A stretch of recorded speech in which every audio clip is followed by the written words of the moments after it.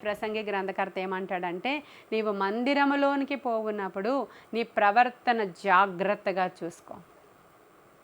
నీ యొక్క ప్రవర్తన అంటే నీ యొక్క టాప్ టు టో నువ్వు ఎలా నడుస్తున్నావో, ఎలా కూర్చున్నావో, ఎలా చూస్తున్నావో, ఎలా మాట్లాడుతున్నావో, అక్కడ ఎలా ప్రవర్తిస్తున్నావో చాలా జాగ్రత్తగా చూసుకో.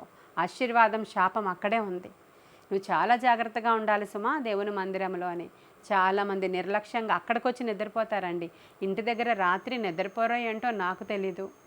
మీకు రాత్రులు నిద్ర పట్టదేమో. మందిరంలోనికి వచ్చి మరి ఆ ఏసీ మంచిగా చల్లగా తగులుతూ ఉంటే, కుర్చీ ఫెసిలిటీ ఉంటే హ్యాపీ స్లీప్ అనమాట. అక్కడ ఎవరు కదపరు. 1 అవర్ మాట్లాడతారు లకుమా సిస్టర్.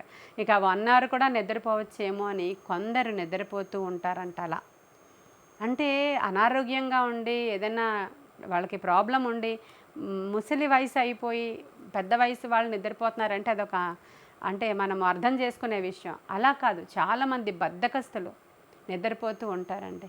చాలామంది ఇదొకటి. అంటే మందిరంలో అజాగ్రత్తగా ఉన్న వారి గురించి మాట్లాడుతున్నా. వాళ్ళకి ఇంకేమి చెవిలోనికి వెళుతుంది, ఇంకేం హృదయంలోనికి వెళుతుంది ఆ వాక్యం.